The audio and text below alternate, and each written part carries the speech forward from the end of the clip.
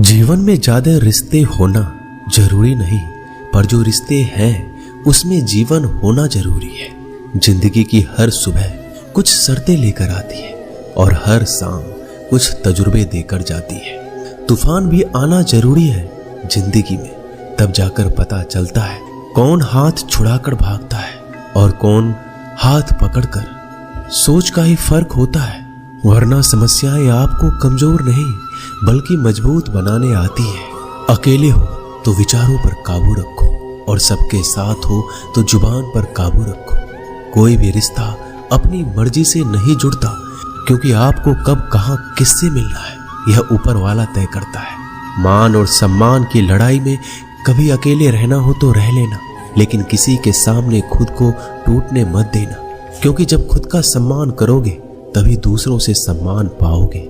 दिल साफ और मकसद सही हो तो यकीन रखो किसी न किसी रूप में ईश्वर आपकी मदद करते हैं। कभी भी किसी पे आंख बंद करके भरोसा ना करें, क्योंकि दुनिया इतनी भी अच्छी नहीं है कि आपके भरोसे को कायम रख सके।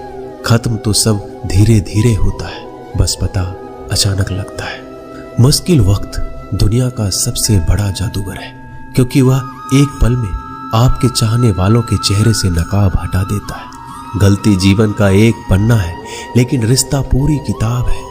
जरूरत पड़ने पर गलती का एक पन्ना फाड़ देना, लेकिन एक पन्ने के लिए पूरी किताब को मत खोना। किरण चाहे सूर्य की हो या फिर आशा की, जीवन के सभी अंधकार मिटा देती है। सब्र और सच्चाई एक ऐसी सवारी है जो कभी अपने सवार को गिरने नहीं देती, ना किसी के कदमों में ना किसी के नजरों में।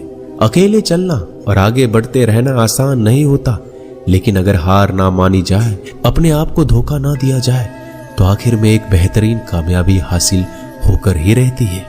अकेले चलना बहुत मुश्किल होता है, बहुत ही ज्यादा मुश्किल, लेकिन अकेले उठाया हुआ हर एक कदम तुम्हारे इरादों को मजबूत बनाता है, तुम्हारे व्यक्तित्व को निखारता है। श्री कृष्ण कहते हैं, हर वो इंसान जो अपनी लड़ाई अकेले लड़ रहा है, अपना रास्ता अकेले तय कर रहा है, लोगों की कड़वी और चुभती हुई बातों को अकेले सह रहा है, बस अपने रास्ते पर चलते रहो और आगे बढ़ते रहो। मैं तुम्हारा साथ अवश्य दूंगा। जिंदगी कमाई दौलत से नहीं मापी जाती, अंतिम यात्रा की भीड़ बताती है कि कमाई कैसी थी। सत्य केवल उनके लिए कड़वा होता है जो लोग झूठ में रहने के आदी हो चुके हैं। जिंदगी में जीतने के लिए जिद होनी चाहिए, हारने के लिए तो एक डर ही काफी है। भरोसा रखिए, जब हम किसी का अच्छा कर रहे होते हैं तो हमारे लिए भी कुछ अच्छा हो रहा होता है। सही फैसला लेना काबिलियत नहीं है, फैसला लेकर उसे सही साबित करना काबिलियत है। जैसे उबलते पानी में परछाई कभी नहीं दिखती, ठीक उसी प्रकार परेशान मन में भी समाधान नहीं दिखते। शांत होकर देखिए, सभी समस्याओं का हल मिल जाएगा। संसार में कोई भी मनुष्य सर्वगुण संपन्न नहीं होता, इसलिए कुछ कमियों को नजरअंदाज कर रिश्ते बनाए रखिए। जब किसी को किसी से रिश्ता खत्म करना होता है तो सबसे पहले वो अपनी जुबान की मिठास खत्म कर देता है। आंखों में नींद बहुत है पर सोना नहीं है, यही समय है कुछ करने का, इसे खोना नहीं है। श्री कृष्ण कहते हैं, ना किसी के अभाव में जियो, ना किसी के प्रभाव में जियो। यह जिंदगी है आपकी, अपने स्वभाव में जियो। रिश्ते को इस तरह से बचा लिया करो, कभी मान जाया करो, कभी मना लिया करो। मौन रहना एक साधना है और सोच समझकर बोलना एक कला। जो व्यक्ति स्पष्ट, साफ और सीधी बात बोलता है, उसकी वाणी तीव्र एवं कठोर जरूर होती है, लेकिन ऐसा व्यक्ति कभी किसी को धोखा नहीं देता। जो प्राप्त है वही पर्याप्त है। इन दो शब्दों में सुख बेहिसाब है। कर्म बहुत ध्यान से कीजिए, क्योंकि ना तो किसी की दुआ खाली जाती है, ना किसी की बद्दुआ। कभी याद रखना कि अगर ये दुनिया भेड़ियों का एक जंगल है तो तुम उन भेड़ियों के राजा हो। कहते हैं कि शिकार की तलाश में निकला भेड़िया उन भेड़ियों से ज्यादा भूखा होता है जिन्होंने अपने शिकार को पा लिया हो। तो तुम्हें बस इसी भेड़िए की तरह बनना है जो अपने शिकार की तलाश में भूखा हो। उसका दिमाग तेजी से काम कर रहा हो कि भूख कैसे मिटाया जाए, और ये भूख है कामयाबी की, दूसरों से कुछ अलग कर दिखाने की भूख, लोगों की निंदा से परेशान होकर रास्ता ना बदलना, क्योंकि सफलता शर्म से नहीं साहस से मिलती है। जीवन में आपको रोकने टोकने वाला कोई है तो उसका एहसान मानिए, क्योंकि जिन बागों में माली नहीं होते वह बाग जल्दी उजड़ जाते हैं। जो लोग मन में उतरते हैं उन्हें संभाल कर रखिए, जो लोग मन से उतरते हैं उनसे संभल कर रहिए। बुद्धिमान लोग कभी इतिहास नहीं रचते, वो तो सिर्फ इतिहास को पढ़ते हैं। इतिहास तो पागल लोग रचते हैं जिन पर दुनिया हंसती है। जिंदगी में इन दो लोगों से हमेशा दूर रहना, एक जो व्यस्त रहने का दिखावा करता है और दूसरा घमंडी, क्योंकि खुद को व्यस्त दिखाने वाला व्यक्ति अपनी मर्जी से बात करेगा और घमंड वाला व्यक्ति अपने मतलब से याद करेगा। किसी को धोखा देकर ये मत समझो कि आप चालाक हो, ये सोचो कि उस इंसान को आप पर विश्वास कितना है। ये इंसान की फितरत है, यदि आप उसका एक बार सहायता ना करो तो वो आपके द्वारा पहले की गई सारी सहायताओं को भूल जाता है। घमंड के अंदर सबसे बुरी बात यह होती है कि वह सामने वाले को कभी महसूस नहीं होने देता कि वह खुद ही गलत है। हमेशा याद रखना कि समस्याओं का कोई आकार नहीं होता, वो तो आपके हल करने की क्षमता के अनुसार बड़ी या छोटी हो जाती है। इंसान को इंसान धोखा नहीं देता, बल्कि वो उम्मीदें देती है जो वो दूसरों से रखता है। जिंदगी में किसी को उतना ही तकलीफ देना जितना कि तुम खुद बर्दाश्त कर सको, क्योंकि तकलीफ देने में बहुत मजा आता है, लेकिन जब खुद के ऊपर आती है तो बहुत रोना आता है। जिंदगी में कोई भी इंसान अपने आप को ऐसे नहीं बदलता।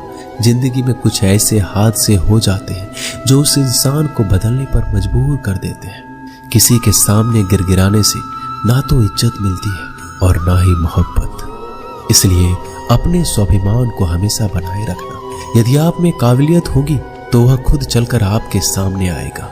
नाराज मत होना कभी ये सोचकर कि काम मेरा और नाम किसी का हो रहा है। यहाँ सदियों से रुई और तेल जलते हैं, लेकिन लोग कहते हैं कि दीपक जल रहा है। यदि आपके सपने बड़े हैं तो फिर आपके संघर्ष कैसे छोटे हो सकते हैं। यदि कोई आपका विश्वास तोड़ता है तो आप उसका धन्यवाद करना, क्योंकि वही आपको सिखाता है कि विश्वास किसी पर बहुत ही सोच समझ कर करना चाहिए।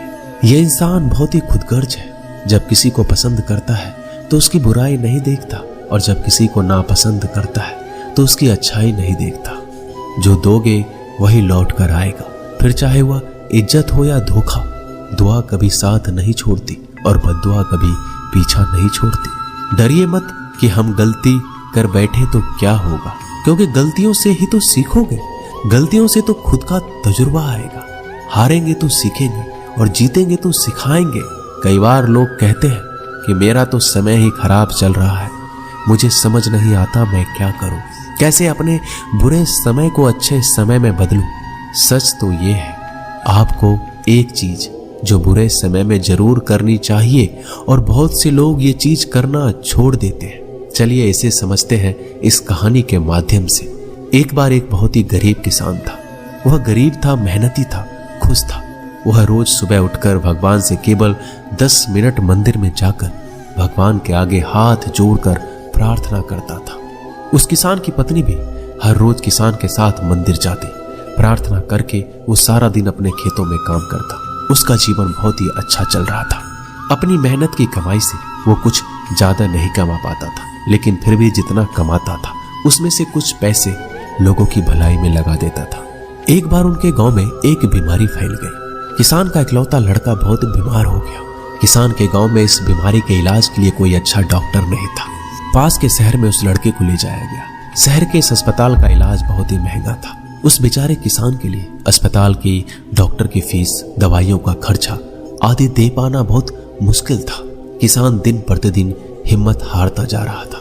एक दिन अस्पताल में बैठे बैठे वो इतना हताश हो गया कि वह जोर जोर से रोने लगा और कहने लगा, पता नहीं किस चीज का बदला ले रहे हैं भगवान। कभी वो खुद को कोसता तो कभी परमात्मा को। पर किसान की बीवी को अटूट विश्वास था परमात्मा पर। परमात्मा उनको इस मुसीबत की घड़ी में मदद करने जरूर आएंगे। पर किसान को आशा की कोई किरण नजर नहीं आ रही थी। अस्पताल की कुछ ही दूरी पर एक मंदिर था। किसान की पत्नी उस मंदिर में हर रोज प्रार्थना करने जाती, पर किसान का दिल नहीं करता प्रार्थना करने को। डॉक्टर ने किसान से कहा उसके बच्चे के इलाज के लिए 10,000 की आवश्यकता है, पर किसान के लिए इतनी बड़ी रकम इकट्ठा कर पाना असंभव था। किसान की पत्नी अब भी मंदिर जाती थी। वो भगवान के आगे हाथ जोड़कर प्रार्थना करती कि उसका पुत्र ठीक हो जाए। एक दिन मंदिर में एक सेठ आया। उसने किसान की पत्नी को कहा कि उसने किसान की बात उस दिन अस्पताल में सुनी जिस दिन किसान रो रहा था। सेठ ने बताया उस दिन सेठ की पत्नी भी अस्पताल में थी। अब वो पूरी तरह से ठीक हो गई है और घर चली गई है। सेठ को बातों ही बातों में पता चल गया कि किसान को 10,000 की आवश्यकता है, तो सेठ ने तुरंत अपने जेब से पैसे निकाल कर देते हुए कहा कि उसके पास इस समय 10,000 ही है और वो रख ले। साथ में सेठ जी ने कागज पर अपना पता लिखते हुए कहा अगर आपको और पैसों की आवश्यकता हो तो बेहिचक मांग लेना। महिला ने उत्तर दिया इस कागज की कोई आवश्यकता नहीं है। वह जानती है कि ये पैसे किसने भिजवाए हैं और जिसने उसे ये पैसे दिए हैं वो परमात्मा उसका हमेशा ख्याल रखेंगे। दोस्तों कहते हैं अटूट विश्वास ये सबसे जरूरी चीज है जो हम लोग अक्सर खो देते हैं अपने बुरे वक्त में। जो उस औरत ने नहीं खोया, उसने तो सेठ का पता लिखा हुआ कागज भी नहीं पकड़ा। वह जानती है कि परमात्मा उनके साथ है, श्री कृष्ण सदैव उनके साथ है। श्री कृष्ण कहते हैं जो मेरा ध्यान करते हैं मैं उनको वो प्रदान करता हूं जो उनके पास नहीं है, और जो उनके पास है मैं उसकी रक्षा करता हूं। इसलिए बहुत जरूरी है कि हम बुरे वक्त में परमात्मा का साथ ना छोड़ें। दोस्तों ये वीडियो यही समाप्त होती है। मैं आशा करता हूं कि इस वीडियो से आपने बहुत कुछ सीखा होगा। मिलते हैं अगली वीडियो में, तब तक के लिए अपना ख्याल रखिएगा। धन्यवाद। जय श्री कृष्ण।